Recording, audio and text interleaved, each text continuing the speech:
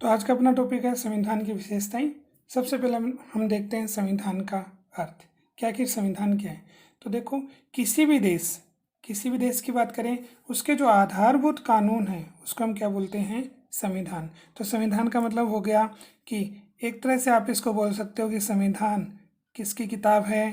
कानून की किताब। तो संविधान में कानून का ही उल्लेख है, नियमों का ही उल्लेख है, तो इसे हम कानून की किताब कह सकते हैं। कानूनों की हम इसे नियमावली कह सकते हैं। कानूनों का हम इसे दस्तावेज बोल सकते हैं।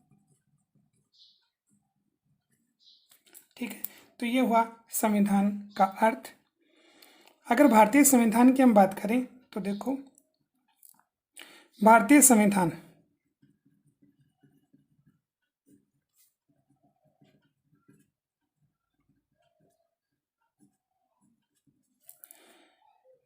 26 नवंबर 1949 को बनकर तैयार हुआ।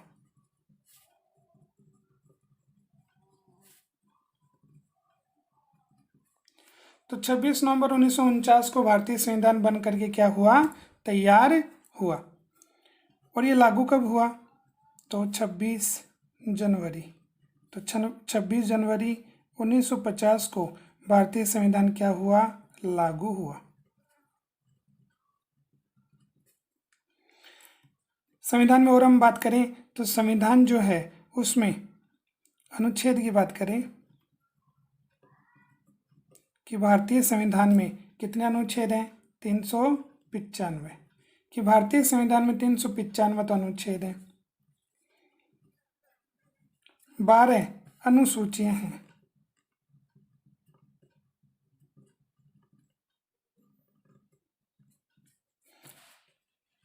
22 भाग हैं और 5 परिशिष्ट हैं। तो ये हो गया भारतीय संविधान। तो भारतीय संविधान में 395 तो अनुच्छेद हैं, 12 अनुसूचियां हैं, 22 भाग और 5 परिशिष्ट हैं। अब संविधान के कुछ विशेषताओं की हम बात करते हैं।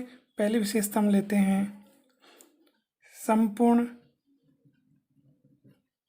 प्रभुत्व संपन्न संविधान।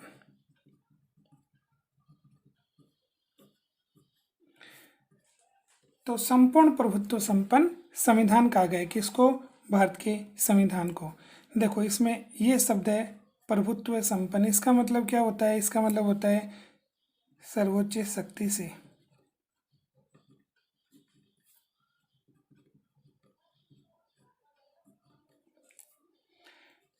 कि भारतीय संविधान ने संप्रभु किसे माना है? प्रभुत्व संपन्न किसे माना है? सर्वोच्च शक्ति किसे दे रखी है? तो वो दे रखी है जनता को। कि भारतीय संविधान ने सर्वोच्च शक्ति किसे दे रखी है? जनता को। वो कैसे? देखो, जनता जो है वो अपने किसका प्रयोग करती है? मतदान का। और जनता अपने मतदान का प्रयोग करके किसे चुनती है? सरकार को। तो जनता अपने मतदान का प्रयोग करती है और मतदान का प्रयोग करके किसे चुन लेती है? सरकार को। और फिर सरकार देश के शासन को संचालित करती है। तो ये जो सरकार के पास शक्ति आई वो आई कहाँ से? जनता से। इसलिए भारतीय संविधान में संप्रभु या प्रभुत्व संपन्न किसे माना गया है? जनता को माना गया है। आगे हम बात करें कि ये भारतीय जो संविधान है, तो भारतीय संविधान का निर्माता किसे माना जाता है? कि भारतीय संविधान किसने बनाया, उसका निर्माता किसे माना जाता है? तो उसका आंसर भी क्या होगा? जनता। कि भारतीय संविधान का निर्माण किसी विदेशी ने नहीं किया है, बल्कि भारतीय लोगों ने किया है। संविधान सभा के जो सदस्य थे उन्होंने संविधान बनाया और संविधान सभा के जो सदस्य हैं वो भारतीय थे। इसलिए जनता के माध्यम से संविधान का क्या हुआ है? निर्माण हुआ है, जिसका उल्लेख हमें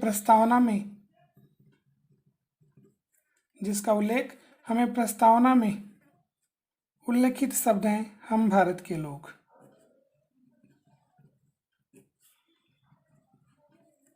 हम भारत के लोग। तो प्रस्तावना में जो उल्लेखित शब्द हैं हम भारत के लोग, इसके माध्यम से हमें पता लगता है कि भारतीय संविधान का निर्माता कौन है, जनता है। तो पहली विशेषता हमने पढ़ी। अब हम अगली विशेषता पढ़ते हैं, प्रस्तावना।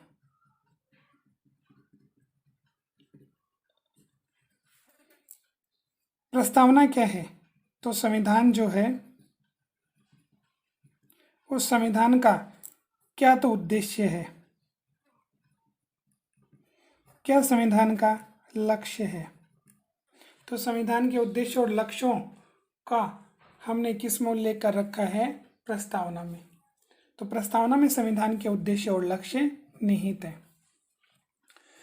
इसके बाद में आगे हम बात करें कि प्रस्तावना के बारे में अलग अलग व्यक्तियों ने अलग अलग इसको संबोधित किया है। तो के.एम. मुंशी की बात करें, के.एम. मुंशी ने प्रस्तावना के बारे में क्या कहा कि प्रस्तावना संविधान की राजनीतिक कुंडली है।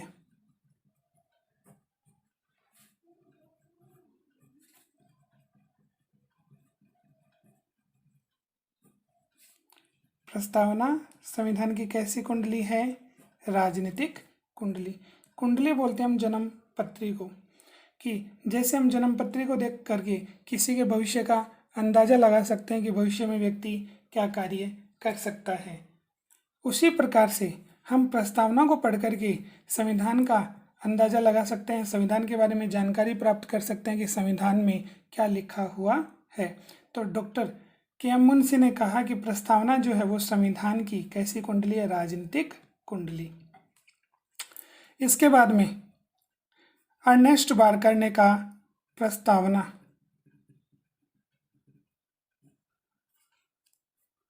संविधान की कुंजी है।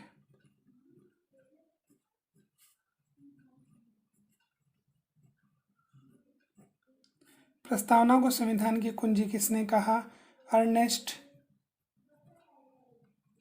बारकर।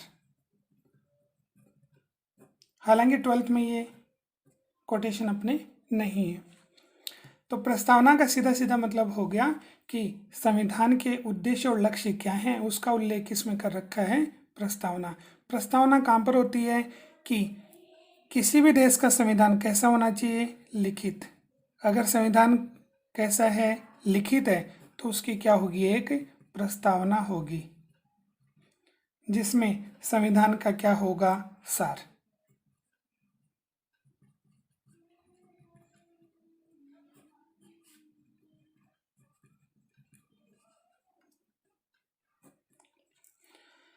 तो दूसरे पॉइंट को पढ़ने के बाद में हम तीसरा पॉइंट पढ़ रहे हैं, जो है विश्व का सबसे विशाल संविधान। विश्व का सबसे विशाल संविधान।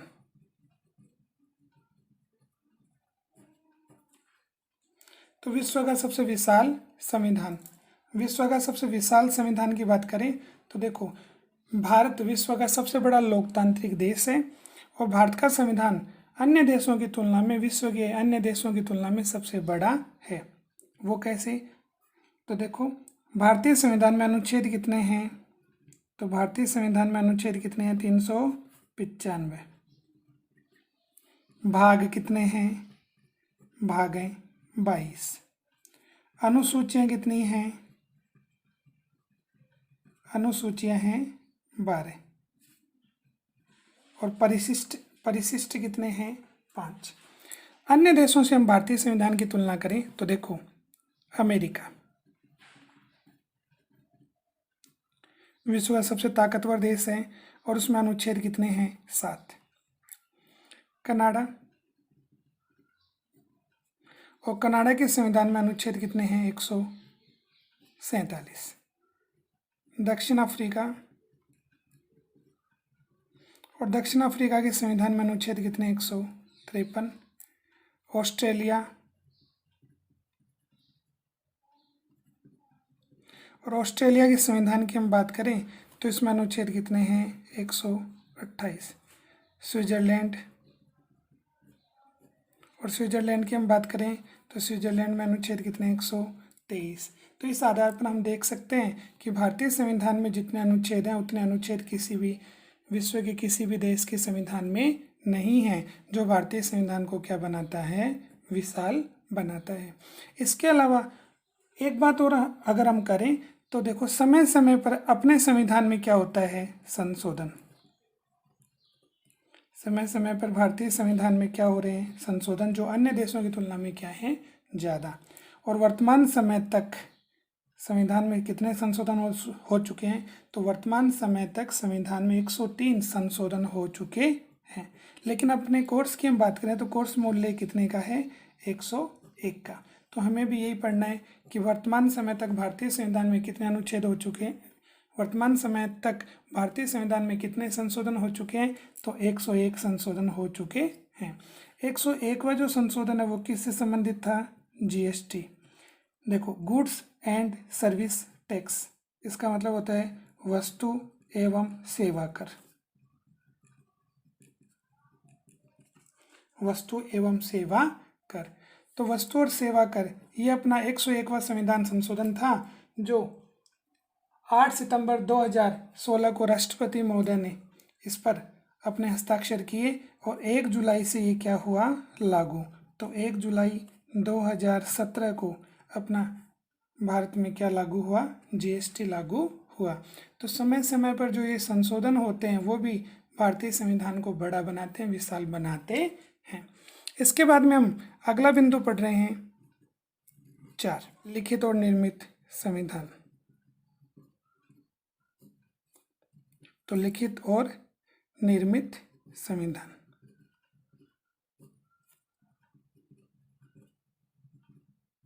कि भारतीय संविधान को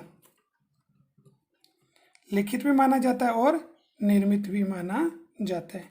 देखो, अगर संविधान की हम बात करें तो संविधान कितने प्रकार का होता है, 2 प्रकार का।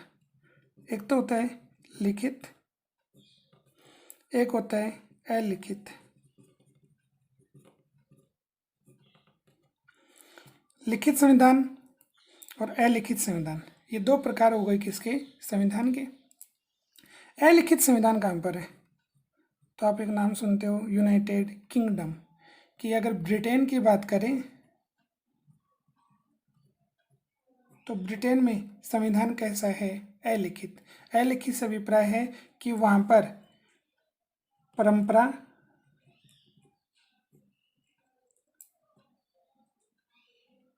रूढ़ियों, अभिसमयों,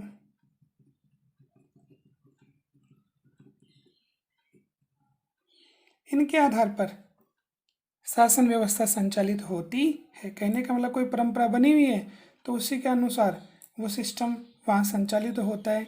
तो वहाँ पर संविधान नहीं है, बल्कि संविधान कैसा हुआ, अलिखित संविधान हुआ। अगर हम भारत देश की बात करें या विश्व के अन्य देशों की बात करें तो वहाँ पर संविधान कैसा है, लिखित संविधान है। और विश्व का प्रथम लिखित संविधान कौन से देश ने बनाया, तो अमेरिका। तो अमेरिका में सर्वप्रथम लिखित संविधान का क्या हुआ, निर्माण हुआ। तो भारतीय संविधान को लिखित माना जाता है। अब लिखित से तात्पर्य कि लिखित से क्या मतलब होता है कि जिसकी क्या हो, भाषा जो है वो क्या होनी चाहिए, स्पष्ट। तो भाषा स्पष्ट होनी चाहिए ताकि हम उसको क्या कर सकें, पढ़ करके समझ सकें कि संविधान में क्या लिखा हुआ, वो क्या कहना चाहता है। तो भाषा स्पष्ट होनी चाहिए और जिसे हम पढ़ करके समझ सकें तो उसे हम संविधान को क्या बोलेंगे, लिखित संविधान। अब भारतीय संविधान का निर्माण हुआ उसे निर्मित संविधान भी कहा जाता है। कि आखिर भारतीय संविधान को निर्मित संविधान कैसे कहा जाता है, क्योंकि देखो अपनी संविधान सभा ने संविधान का निर्माण किया है। तो ये जो संविधान सभा है, इस संविधान सभा की बैठक हुई थी 9 दिसंबर 1946। तो संविधान सभा की पहली बैठक हुई 9 दिसंबर 1946। तो 9 दिसंबर 1946 से लेकर कंटिन्यू इनकी बैठक समय समय पर होती रही और 26 नवंबर 1949 को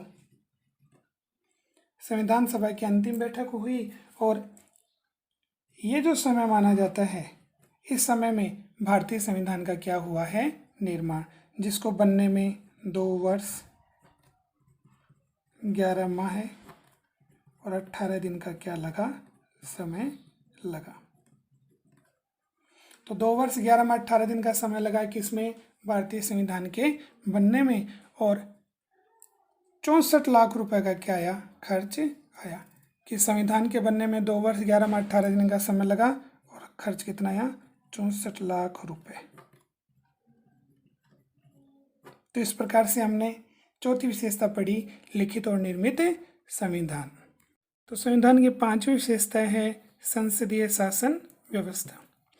तो देखो संसदीय शासन किसको बोलते हैं, सबसे पहले तो हमें ये पढ़ना है।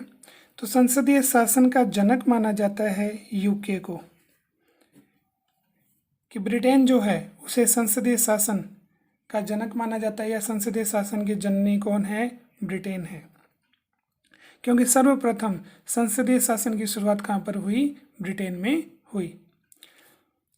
अब संसदीय शासन का क्या मतलब होता है, तो देखो इसको पढ़ने से पहले हमें पढ़ना पड़ेगा किसको, सरकार को। तो देखो सरकार के अंगों की बात करें, सरकार के अंग कितने होते हैं, 3। तो सरकार के अंग होते हैं 3, एक है व्यवस्थापिका,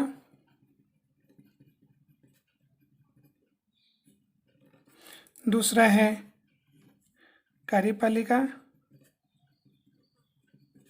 और तीसरा है न्यायपालिका।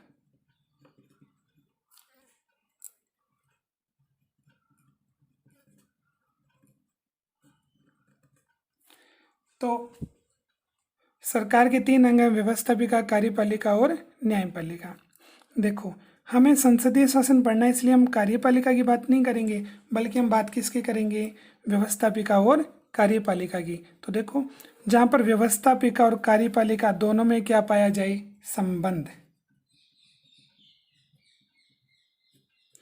जहाँ पर व्यवस्थापिका और कार्यपालिका दोनों में क्या पाया जाए, संबंध पाया जाए, तो वहाँ पर शासन कौन सा होगा, संसदीय शासन होगा। जैसे व्यवस्थापिका की अगर हम बात करें तो भारत में देखो व्यवस्थापिका को क्या बोलते हैं, संसद। तो संसद बोले तो एक ही बात है, या फिर हम संसद के स्थान पर लोकसभा और राज्यसभा बोले तो भी वही बात है। तो व्यवस्थापिका भारत में हम इसको बोलते हैं संसद, और कार्यपालिका का मतलब हो गया मंत्री परिषद।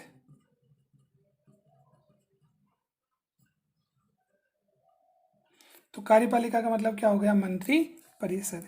तो देखो संसद में से किसका निर्माण किया जा रहा है, मंत्री परिषद का। तो मतलब ये हुआ कि व्यवहार में हमारी जो मंत्री परिषद है, हमारी जो सरकार है, ठीक है, कि मंत्री जो हैं वो मंत्री बनते कहाँ से हैं, संसद में से, लोकसभा में से मंत्री परिषद का निर्माण किया जाता है। और ये मंत्री परिषद के सदस्य अपने पद पर तभी तक बने रहते हैं जब तक इन्हें लोकसभा में क्या प्राप्त हो, विश्वास प्राप्त हो या बहुमत प्राप्त हो।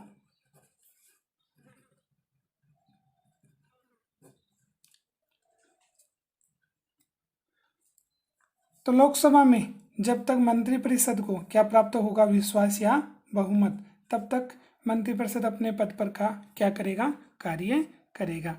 तो संसद में से मंत्रिपरिषद का निर्माण हो रहा है और मंत्रिपरिषद अपने सामूहिक उत्तरदायित्व के रूप में किसके प्रति उत्तरदायी है, संसद या लोकसभा के प्रति उत्तरदायी है। तो यहाँ पर दोनों में क्या पाया गया, संबंध।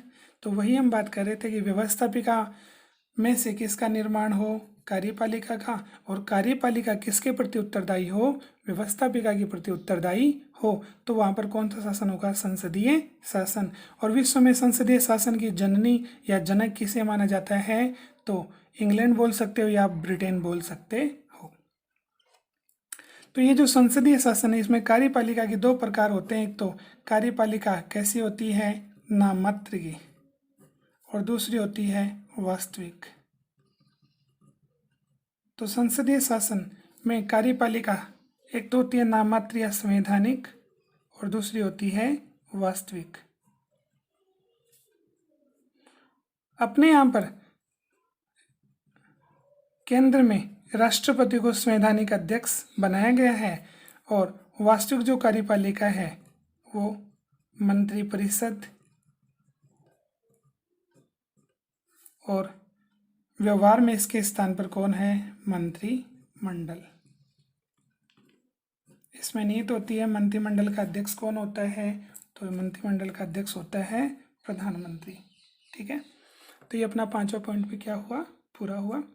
फिर हम पढ़ रहे हैं मौलिक अधिकार और कर्तव्य। 6वां अपना पॉइंट है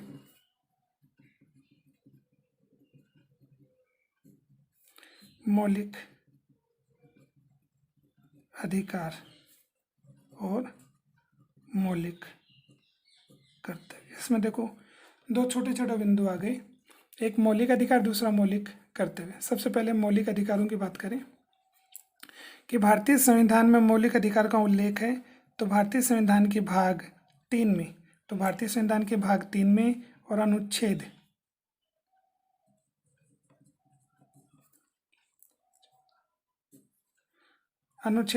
12 से लेकर 35 तक किसका उल्लेख है? मौलिक अधिकारों का। भारतीय संविधान जब लागू हुआ उस समय नागरिकों को कितने मौलिक अधिकार दिए गए? 7 मौलिक अधिकार दिए गए। फिर समय के अनुसार इसमें परिवर्तन हुआ और संविधान में एक संशोधन किया गया, कौन सा? 44वां। तो 44वां संविधान संशोधन हुआ और ये जो 44वां संविधान संशोधन हुआ इसके माध्यम से हमने नागरिकों को प्राप्त 7 मौलिक अधिकारों में से एक मौलिक अधिकार को हटा दिया और उसका नाम था संपत्ति का मौलिक अधिकार। तो ये जो संपत्ति का मौलिक अधिकार है इसको हटाने के बाद में वर्तमान समय में भारतीय नागरिकों के पास कितने मौलिक अधिकार बचे हैं? तो 6 मौलिक अधिकार बचे हैं। तो संपत्ति वर्तमान में मौलिक अधिकार की श्रेणी से हट गया और वर्तमान में कौन सा अधिकार है ये? तो विधिक या कानूनी अधिकार है। अब कौन कौन से मौलिक अधिकार है? तो देखो पहला है समानता, दूसरा है स्वतंत्रता। तो पहला समानता का अधिकार, दूसरा है स्वतंत्रता का अधिकार। तीसरे की हम बात करें तो शोषण के विरुद्ध अधिकार।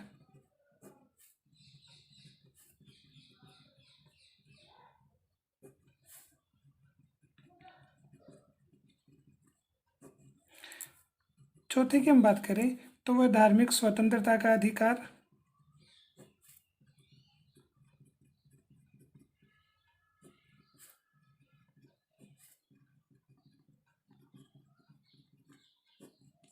अगर पांचवें की हम बात करें तो वह संस्कृति व शिक्षा का अधिकार।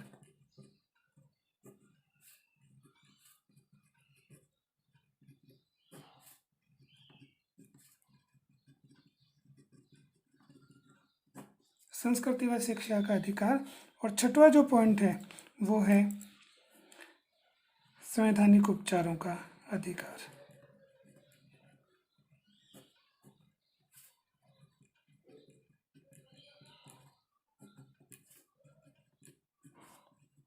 तो इस प्रकार से ये अपने 6 वर्तमान समय में मौलिक अधिकार हैं। फिर अगला अपना इसी में टॉपिक है कौन सा? मौलिक कर्तव्य। तो मौलिक कर्तव्य की हम बात करें तो मौलिक कर्तव्य का देखो संविधान में उल्लेख नहीं था। जब अपना संविधान बना उस समय किसका उल्लेख नहीं था? मौलिक कर्तव्य का उल्लेख नहीं था। फिर क्या हुआ? फिर हमने संविधान में मौलिक कर्तव्य को जोड़ने के लिए देखो संशोधन किया, कौन सा? 42वां। तो 42वां संविधान संशोधन हमने किया और ये जो 42वां संविधान संशोधन हुआ था ये कब हुआ था? ये हुआ था 1976 में। और इसके माध्यम से हमने संविधान में कितने मौलिक कर्तव्य जोड़े? 10। इसके बाद में देखो आगे जाकर के हमने संविधान में एक संशोधन और किया, 86वां। तो 86वां संविधान संशोधन किया गया कब? 2002 में। और इसके माध्यम से हमने एक मौलिक कर्तव्य और अपना लिया, एक मौलिक कर्तव्य संविधान में और जोड़ दिया वो था शिक्षा का मौलिक अधिकार।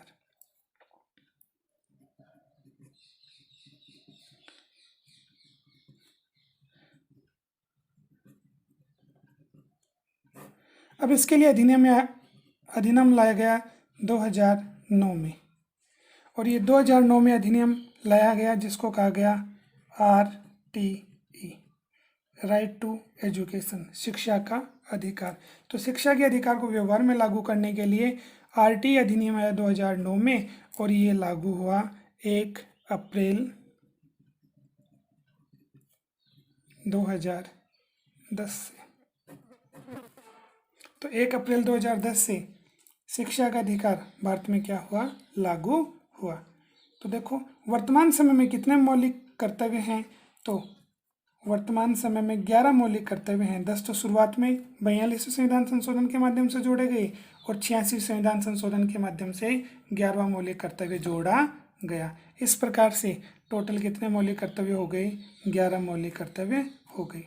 11वां मौलिक कर्तव्य किससे संबंधित है, तो शिक्षा से संबंधित है, और RTE अधिनियम आया 2009, और ये भारत में शिक्षा का मौलिक अधिकार कब लागू हुआ, तो 1 अप्रैल 2010। इसके बाद में अगला जो अपना बिंदु है वो है राज्य के नीति निर्देशक तत्व।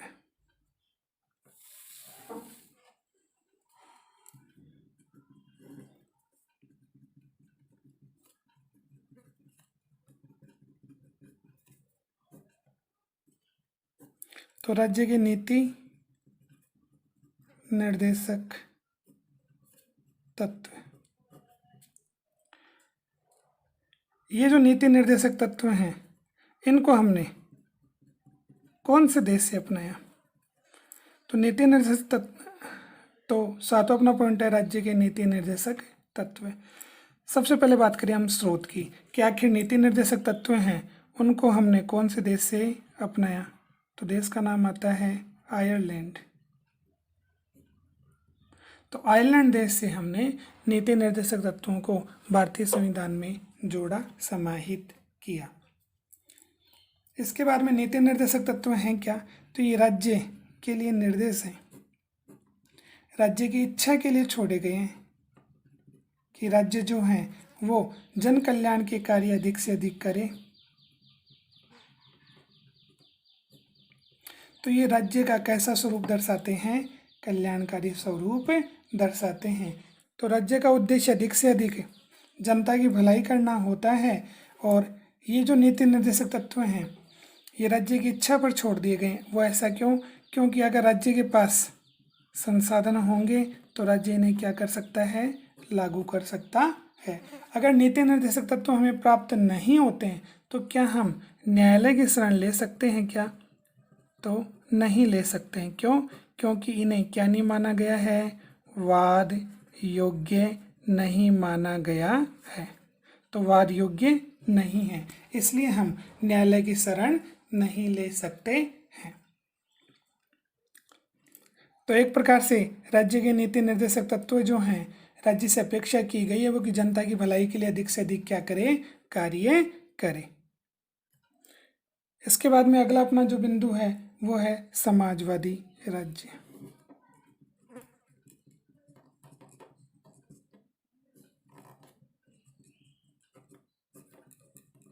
तो अगला जो अपना बिंदु है वो है समाजवादी राज्य। सबसे पहले हम बात करें समाजवाद जो शब्द है उसको हमने संविधान में कब जोड़ा, तो इसको संविधान में जोड़ने के लिए हमने संशोधन किया, और वो संशोधन कब किया, वो संशोधन किया हमने 1976 में। तो 42वें संविधान संशोधन के माध्यम से 1976 में हमने संविधान में संशोधन किया, और संविधान की जो प्रस्तावना है उसमें हमने समाजवाद शब्द को जोड़ा। समाजवाद का मतलब क्या होता है, तो समाजवाद का मतलब होता है समानता, और समाजवाद कौन सी समानता पर जोर देता है, तो वो है आर्थिक। कि समाजवादी जो राज्य है उसके माध्यम से ऐसा प्रयास किया जाता है कि व्यक्ति की न्यूनतम आवश्यकताओं की पूर्ति हो, और अमीर और गरीब के मध्य में जो ये दूरी है इस दूरी को क्या किया जा सके, कम किया जा सके। और इसके लिए देखो राज्य जो है वो पैसे वाले जो व्यक्ति हैं उनके ऊपर तो क्या लगाता है, टैक्स। उससे प्राप्त जो आय है वो किस पर खर्च करता है, गरीबों पर खर्च करता है। तो इस प्रकार से गरीब व्यक्ति की स्थिति में क्या हो जाता है, सुधार हो जाता है। तो 9वां अपना बिंदु है वयस्क मताधिकार।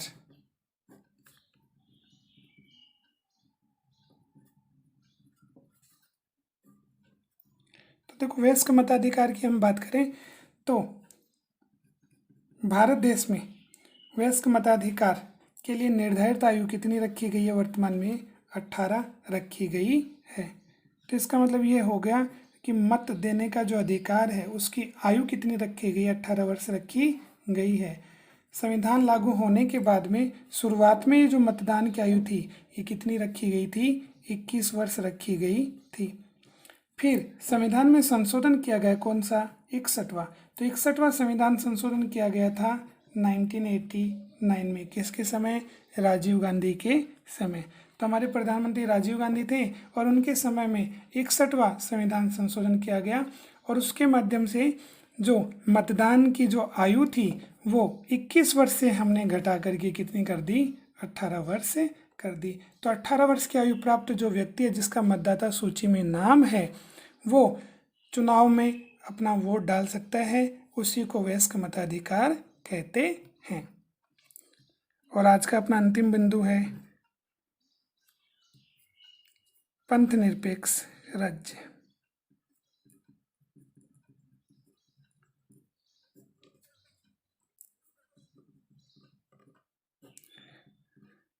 देखो, पंथ निरपेक्ष राज्य का, पंथ का मतलब होता है धर्म। पंथ का मतलब क्या हो गया, धर्म। निरपेक्ष का मतलब होता है रहित या अलग, और राज्य का मतलब राज्य। तो ऐसा राज्य जो धर्म से क्या हो, रहित हो, अलग हो। तो देखो, पंथ का मतलब हो गया धर्म और निरपेक्ष का मतलब हो गया रहित। तो ऐसा राज्य जो किससे रहित हो, धर्म से रहित हो। कहने का मतलब हुआ कि राज्य जो है वो किसी भी धर्म को, कैसा धर्म नहीं घोषित करे, विशेष धर्म घोषित नहीं करे। जैसे भारत की हम बात करें तो भारत में देखो, हिंदू भी हैं, मुस्लिम भी हैं, सिख भी हैं, ईसाई भी हैं, पारसी भी हैं, जैन हैं, बौद्ध हैं। तो विभिन्न धर्म को मानने वाले लोग भारत में हैं। तो इसमें से अगर राज्य जो है, देश जो है, अगर वो किसी एक धर्म को विशेष महत्व देता, उसको राज्य का धर्म घोषित करता, तो धर्मों के आधार पर लड़ाई शुरू हो जाती, संघर्ष शुरू हो जाता। इसलिए इस संघर्ष को रोकने के लिए संविधान में हमने पंथ निरपेक्ष स्वरूप को अपनाया। और संविधान में पंथ निरपेक्ष स्वरूप को, पंथ निरपेक्ष शब्द को जोड़ने के लिए संविधान में हमने क्या किया, संशोधन किया। और वो संशोधन कब किया, तो 42वें संविधान संशोधन के माध्यम से हमने 1976 में पंथ निरपेक्ष को संविधान की किस में जोड़ दिया गया, प्रस्तावना में जोड़ा गया। तो पंथ निरपेक्षता को हमने 42वें संविधान संशोधन के माध्यम से संविधान में कब जोड़ा, 1976 में।